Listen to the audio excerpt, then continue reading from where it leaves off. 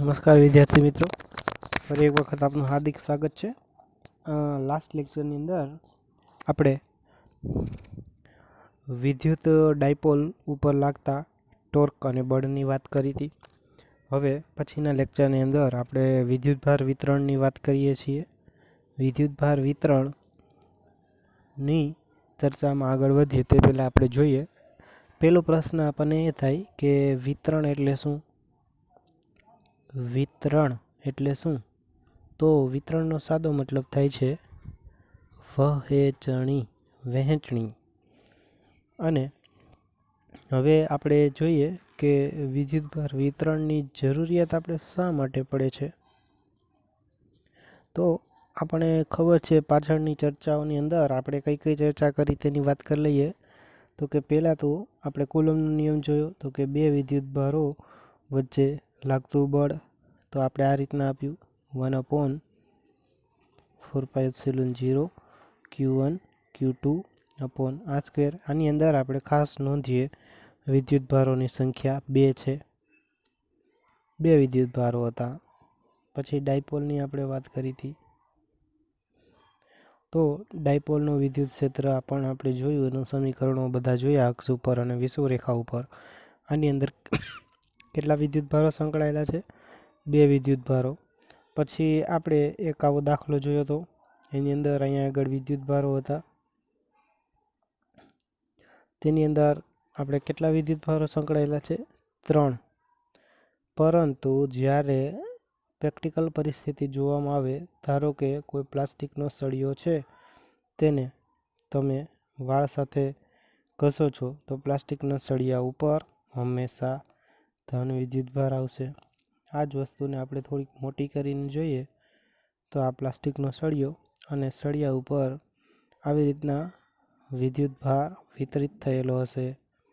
તો આપણે એમ કહી શકીએ કે વ્યવહારની જે એપ્લિકેશન છે એની અંદર ક્યાંય આવી રીતના બિંદુવત વિદ્યુતભારો હશે નહીં. હંમેશા વિદ્યુતભાર છે તે તો કાં કોઈ એક સળિયા ઉપર હશે, અથવા તો કોઈ એક કપડું લઈ તો કપડા ઉપર વિદ્યુતભાર હશે, અથવા તો કોઈ ધન પદાર્થ જેમ કે પ્લાસ્ટિકનું ટમ્બલર અથવા તો પ્લાસ્ટિકનું બોક્સ, તેના ઉપર વિદ્યુતભાર હશે. તો વ્યવહારની અંદર ક્યાંય બિંદુવત વિદ્યુતભાર જોવા મળતા નથી. આવી જ રીતના વિદ્યુતભાર જોવા મળે છે. એટલે કે વ્યવહારની અંદર વિદ્યુતભાર વહેંચાયેલો હોય છે. અને કેની ઉપર વહેંચાયેલો હશે? કે કાં તો કદ ઉપર વહેંચાયેલો હશે, કાં તો રેખા ઉપર વહેંચાયેલો હશે, અને કાં તે કોઈ એક પૃષ્ઠ ઉપર વહેંચાયેલો હશે. તો આના ઉપરથી આપણે વિદ્યુતભાર વિતરણના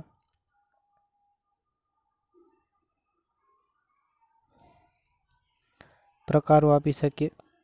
તો એની અંદર પહેલો પ્રકાર આપણને ખ્યાલ આવે તો એ વિદ્યુતભારનું રેખીય વિતરણ કહેવાય. બીજું વિદ્યુતભારનું વિતરણ છે એ વિદ્યુતભાર જ્યારે કોઈ ક્ષેત્રફળ ઉપર વહેંચાયેલો હોય, એટલે કે વિદ્યુતભારનું પૃષ્ઠ વિતરણ કહેવાય. અને ત્રીજું વિદ્યુતભારનું કદ વિતરણ કહેવાય.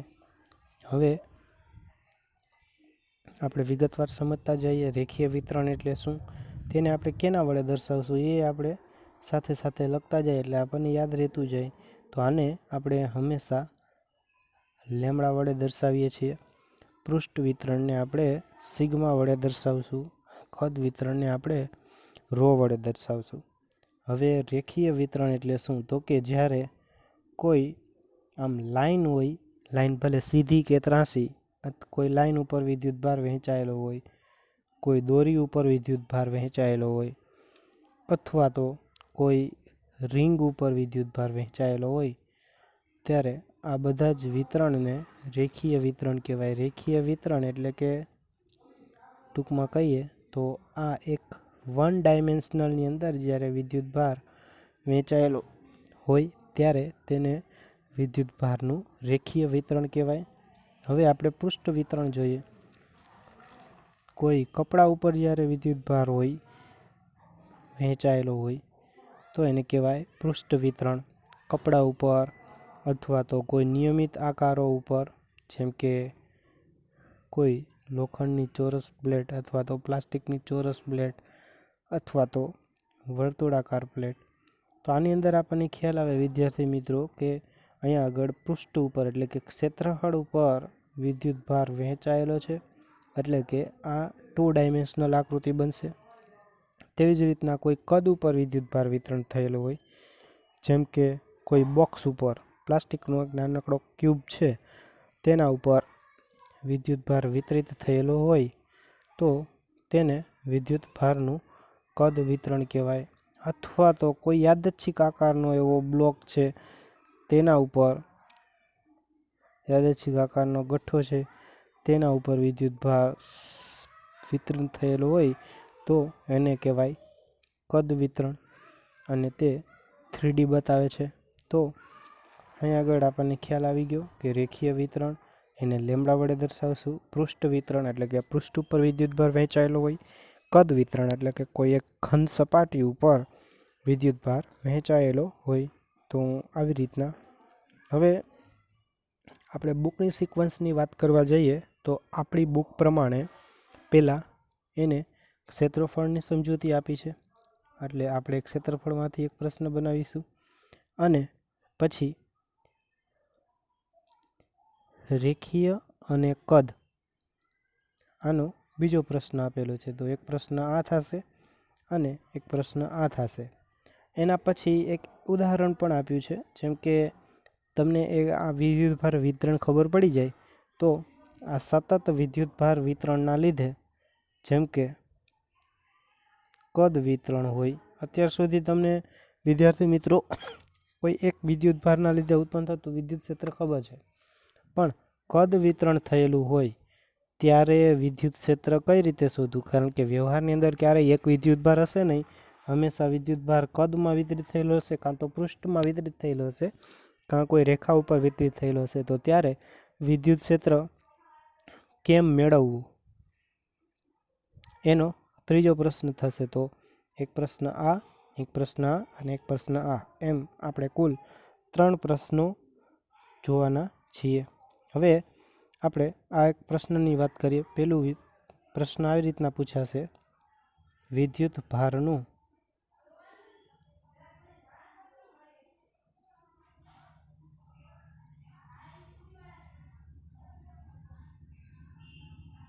પૃષ્ઠ વિતરણ સમજાવો. તો આપણને ખબર છે કે વિદ્યુત ભાર જ્યારે કોઈ પૃષ્ઠ ઉપર વહેંચાયેલો હશે ત્યારે વિદ્યુત ભારનું પૃષ્ઠ વિતરણ કહેવામાં આવે છે. હવે આની અંદર આપણે આને વ્યાખ્યાયિત કરવાના છીએ. તો એના માટે આપણે આવી રીતના આ ક્ષેત્રફળ છે, કોઈ ક્ષેત્રફળ, એનો એક ખંડ આપણે બહાર લઈ લઈએ. તો આ ખંડને આપણે નામ આપીએ ds. નાનો પૃષ્ઠફળનો ખંડ છે ds, અથવા તો ડેલ્ટા એસ આપણે એને કહીએ, ds અથવા તો ડેલ્ટા એસ. તો જો એ નાના ખંડને આપણે બહાર લઈએ,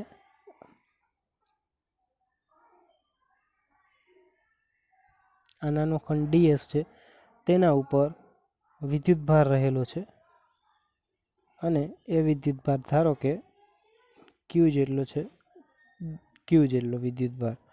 તો આ નાના ખંડ માટે આપણે વિદ્યુત ભારની પૃષ્ઠ ઘનતા કઈ રીતે વ્યાખ્યાયિત કરી શકીએ? વિદ્યુત ભારની પૃષ્ઠ ઘનતાને આપણે સિગ્મા વડે દર્શાવીશું, તે હમણાં આપણને ખ્યાલ આવ્યો. તો વિદ્યુત ભારની પૃષ્ઠ ઘનતા આપણે સિગ્મા વડે દર્શાવીએ છીએ અને વિદ્યુત ભારની પૃષ્ઠ ઘનતાને આપણે આવી રીતના વ્યાખ્યાયિત કરીશું: એકમ ક્ષેત્રફળ દીઠ વિદ્યુત ભારને વિદ્યુત ભારની પૃષ્ઠ ઘનતા કહેવામાં આવે છે. અહીંયા આગળ હું લખી દઉં: વિદ્યુત ભાર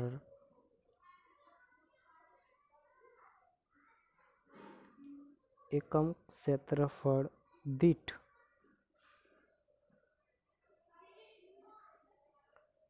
વિદ્યુત ભારને વિદ્યુત ભારની પૃષ્ઠ ઘનતા કહેવામાં આવે છે. તો આ વિદ્યુત ભારનું પૃષ્ઠ વિતરણ થઈ ગયું. એની અંદર આપણે પૃષ્ઠ ઘનતાને વ્યાખ્યાયિત કરી. ઘણી વખત સપાટીને આપણે ખૂબ જ માઇક્રોસ્કોપિક લેવલે જોઈએ, એટલે કે સપાટી જ્યારે આપણે સપાટીને ખૂબ જ વધારે મોટી કરીને જોઈએ ત્યારે નાની કરેલી સપાટી આપણને સ્પષ્ટ સીધી દેખાય. જ્યારે આપણે સપાટીને મોટી કરીએ તો એના ઉપર ઇરેગ્યુલારિટી જોવા મળે. આવી રીતના સપાટી જોવા મળે. જ્યારે તમે એને ઝૂમ કરીને જુઓ, એટલે કે 100 ગણી કરીને જુઓ મોટી, ત્યારે આવું દેખાય. તો આની અંદર આપણે જોવા જઈએ તો આપણે અહીંયા કહીએ છીએ કે વિદ્યુતભાર આવી રીતના હોય. પણ અહીંયા આગળ તમે જોવા જાઓ તો હંમેશા આપણને એટલો ખ્યાલ છે કે આવું પીક પોઈન્ટ હોય ત્યાં આગળ વિદ્યુતભાર વધારે વિતરિત થયેલો હોય. આવી સપાટી હોય ત્યાં વિદ્યુતભાર ઓછો વિતરિત થયેલો હોય. અહીંયા વધારે હશે, અહીંયા વધારે હશે, અહીંયા ઓછો હશે.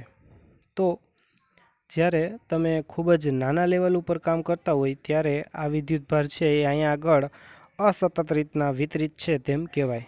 એટલે કે વિદ્યુતભારનું અસતત વિતરણ છે. અસતત વિતરણ હોય છે, પણ આપણે એને અવગણી અને આપણે એવું ધારીએ છીએ. આ જ ફિગરને આપણે આવી રીતના ધારવાના છીએ. અહીંયા આગળ એવું ધારેલું છે કે વિદ્યુતભાર ધારો કે સપાટી ઉપર સતત રીતે વિતરિત થયેલો છે. હકીકતે તમે માઇક્રોસ્કોપિક લેવલે જોવા જાઓ તો વિદ્યુતભાર અસતત રીતે વિતરિત થયેલો હોય, પણ આપણે વિદ્યુતભારને સતત રીતે વિતરિત થયેલું જાણીશું અને આપણે વિદ્યુતભારની પૃષ્ઠ ઘનતાને વ્યાખ્યાયિત કરી.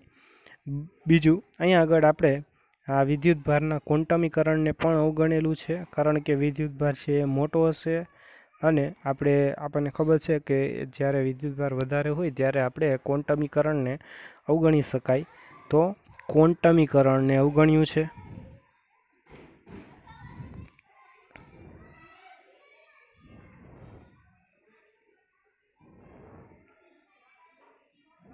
આ બે વસ્તુ આપણે એઝમ્પશન તરીકે લીધી છે અને એકમ ક્ષેત્રફળ દીઠ વિદ્યુતભારને વિદ્યુતભારની પૃષ્ઠ ઘનતા કહેવામાં આવે છે. આનો ઉપયોગ કેવી રીતના કરી શકાય તો એક ઉદાહરણ દ્વારા સમજીએ. ઉદાહરણમાં તમને એમ પહેલાં આપણે ઉદાહરણ લેતા પહેલાં આપણે સિગ્માની વાત જોઈ લઈએ. ધારો કે તમને સિગ્મા આપી દીધેલું હોય, કોઈ રીતના તમને વિદ્યુતભાર વિતરણ ખબર પડી જાય, જેમ કે 2 કુલમ પ્રતિ મીટર સ્ક્વેર, એનો એકમ કુલમ પ્રતિ મીટર સ્ક્વેર થશે. તે આપણને આના ઉપરથી ખબર પડે છે. આની આગળ ક્યુનો એકમ થશે કુલમ અને એસનો એકમ થશે મીટર સ્ક્વેર. આથી આખો પૃષ્ઠ વિદ્યુતભાર ઘનતાનો એકમ થશે કુલમ પ્રતિ મીટર સ્ક્વેર અને તે આપણને આપેલું છે 2. તો હવે હું તમને એમ કહું કે મારી પાસે એક સપાટી છે, જે સપાટીનું ક્ષેત્રફળ છે એનું ક્ષેત્રફળ છે 1 મીટર આમ અને 2 મીટર આમ. તો આનું ક્ષેત્રફળ થયું 2 મીટર સ્ક્વેર. તો આપણને સિગ્માનું સૂત્ર ખબર હતી, sigma is equal to Q by A. તો ક્યુ જોતો હોય તો ક્યુ બરાબર સિગ્મા એ આપણે લઈ શકીએ.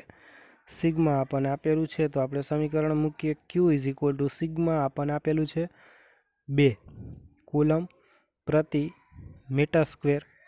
ક્ષેત્રફળ આપણને ખબર છે. કેટલા ક્ષેત્રફળની અંદર વિદ્યુતભાર સતત રીતે વિતરિત થયેલો છે તો કે 2 મીટર સ્ક્વેર. તો આ આપણને ખબર પડી ગઈ. આના ઉપરથી આપણને જવાબ મળ્યો 4 કુલમ.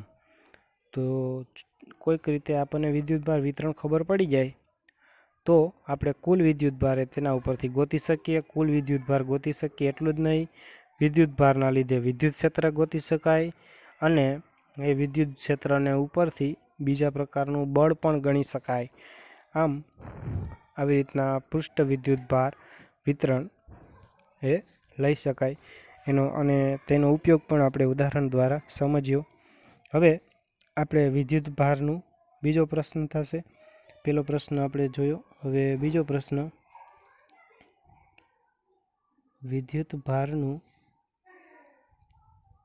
રેખીય અને કદ વિતરણ સમજાવો. તો હવે વિદ્યાર્થી મિત્રો તમને ખબર પડી જ ગઈ કે વિદ્યુતભારનું રેખીય વિતરણ કઈ રીતે હોઈ શકે. તો કે વિદ્યુતભારનું રેખીય વિતરણ એટલે કે કોઈ રેખા અથવા તો વન ડાયમેન્શનલ પદાર્થ ઉપર આપણે વિદ્યુતભારને આવી રીતના વિતરિત થયેલું હોય તો તેને કહેવાય વિદ્યુતભારનું રેખીય વિતરણ. તેને લેમડા વડે દર્શાવશું અને તેને વ્યાખ્યાયિત કરશું. એકમ લંબાઈ દીઠ વિદ્યુતભાર.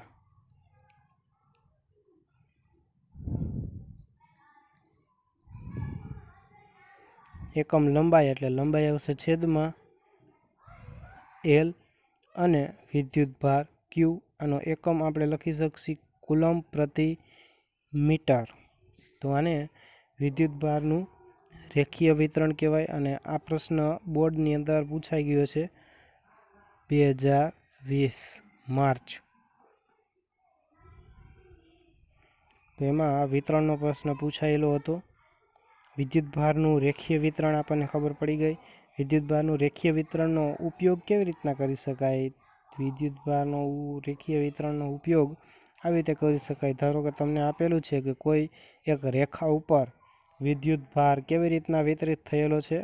તો કે વિદ્યુતભારની રેખીય ઘનતા તમને આપેલી હોય 2 કુલમ્બ પ્રતિ મીટર અને તમને એમ કહેવામાં આવેલું હોય કે એક વર્તુળ છે અને જેની ત્રિજ્યા કેટલી છે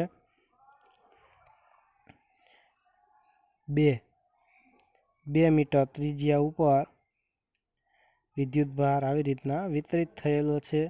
તો તેમાં કુલ કેટલો વિદ્યુતભાર હશે લેમડા તમને આપેલું હોય. તો ફરી આપણે સૂત્ર મૂકીએ lambda is equal two Q/L. તો Q બરાબર થશે L ઇન્ટુ લેમડા. હવે આપણે આ વક્રની લંબાઈ ગોતીએ તો લંબાઈ એટલે પરિઘ થશે.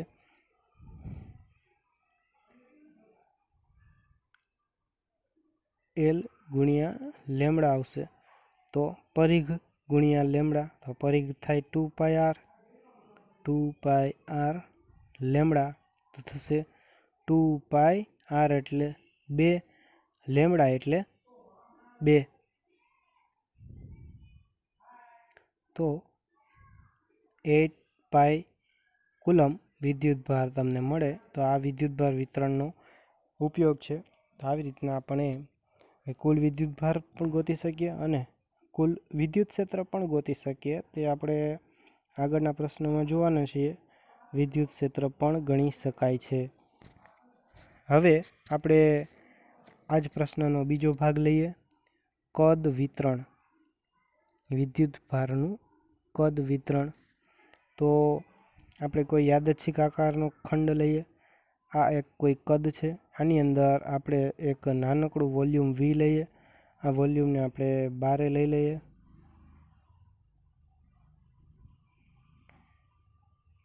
આ વોલ્યુમ છે dV અને તેના ઉપર વિદ્યુતભાર છે Q કુલમ્બ.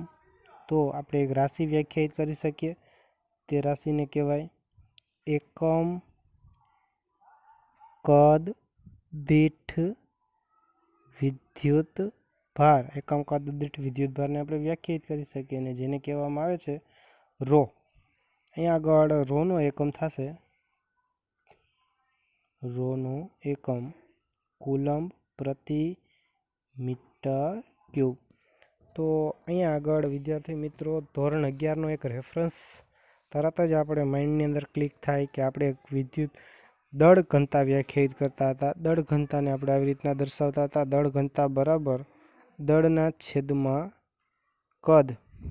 દળના છેદમાં કદ. તો અહીંયા આગળ દળની બદલે વિદ્યુતભાર છે. તો અહીંયા આગળ આપણે વિદ્યુતભારની ઘનતા આવી રીતના વ્યાખ્યાયિત કરી શકીએ વિદ્યુતભારના છેદમાં કદ. તો આ એ જ છે. આ પ્રમાણે આપણે વિદ્યુતભારની રેખીય ઘનતા, પૃષ્ઠ ઘનતા અને કદ ઘનતાને વ્યાખ્યાયિત કરી અને 2 પ્રશ્નો જોયા. આ બંને પ્રશ્નો વિદ્યાર્થી મિત્રો તમારે આપણી બુકની અંદર આપેલા છે. તેમાંથી મુદ્દા પાડી અને બાકી બુક જે તમે બનાવો છો એની અંદર તમારે વ્યવસ્થિત રીતે કરી અને લખી લેવાના છે.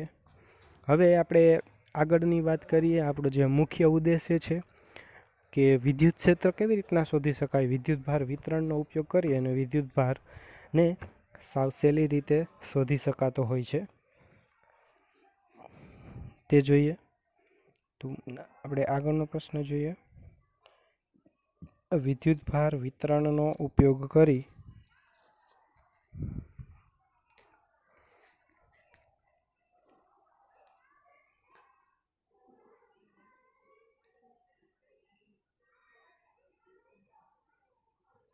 વિદ્યુત ભાર વિતરણની મદદથી વિદ્યુત ક્ષેત્ર કઈ રીતે શોધી શકાય એ પ્રશ્ન પૂછાય છે.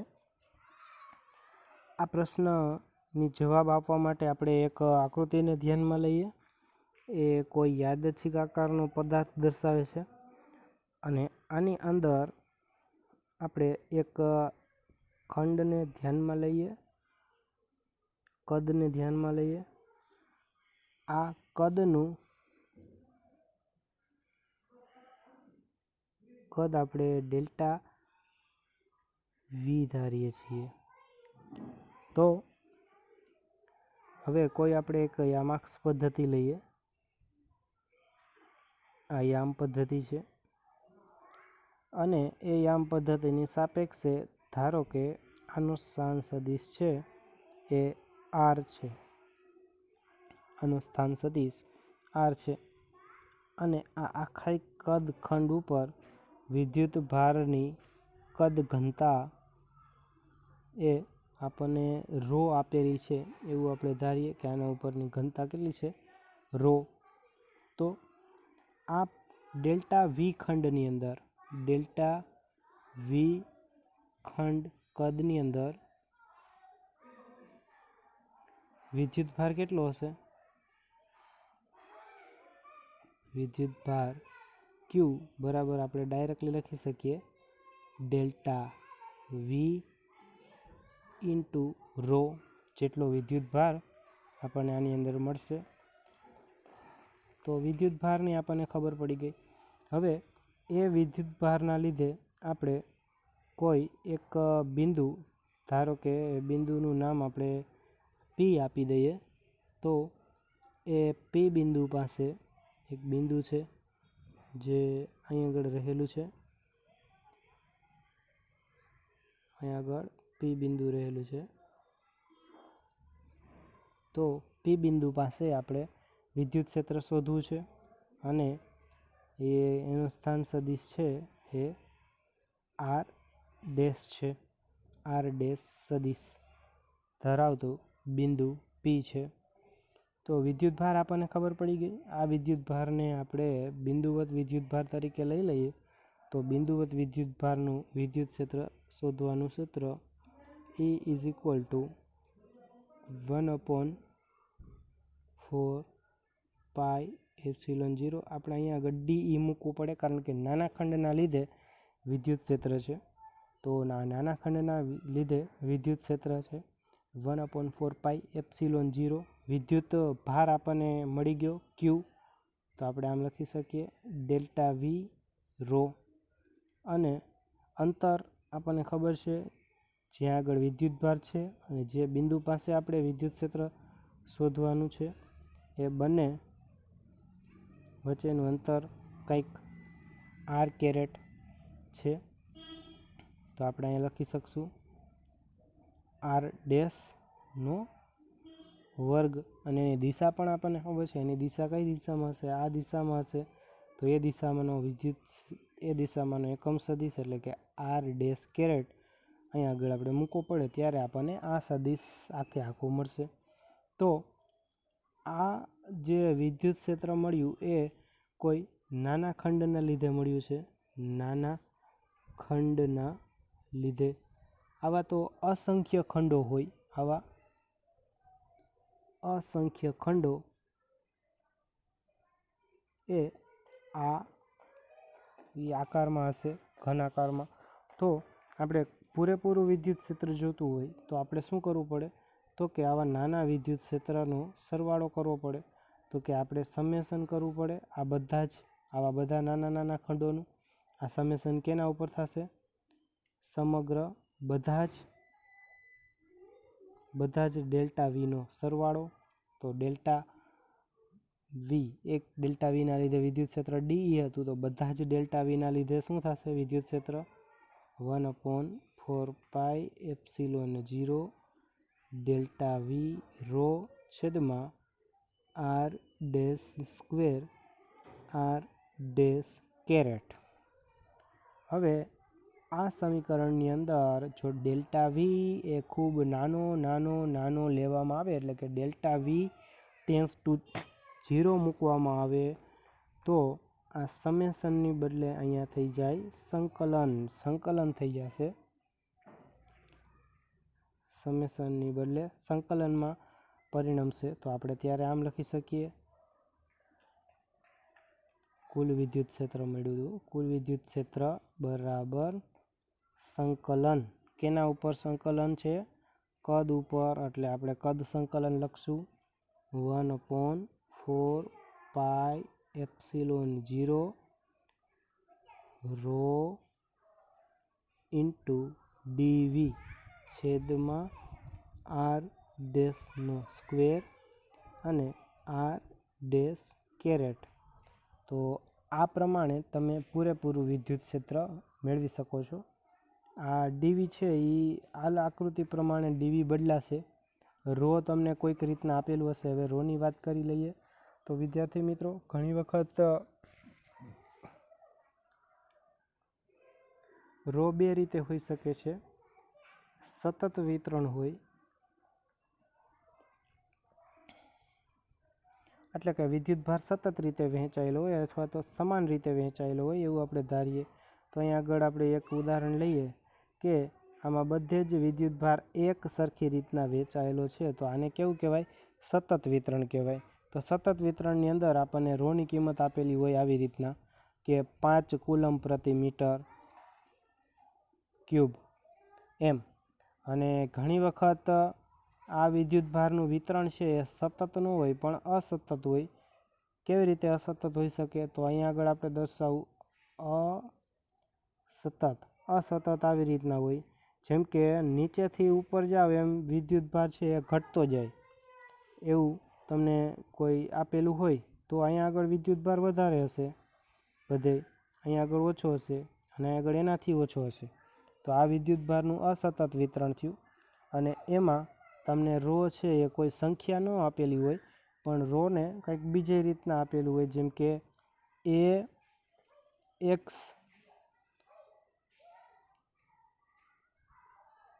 ક્યુબ અથવા તો એ એક્સ રાખીએ. તો એ એક્સ ઉપરથી આપણને ખબર પડે કે જેમ જેમ એક્સની દિશામાં આગળ વધો એમ એક્સ વધતો જાય એટલે રો પણ વધતો જાય. તો આનો મતલબ આમ થાય કે આવી રીતના કદખંડ હોય તેમાં અહીંયા વિદ્યુતભાર ઓછો હશે, પછી જેમ જેમ એક્સની દિશામાં આગળ વધતા જશો એમ વિદ્યુતભાર છે એ વધતો જશે.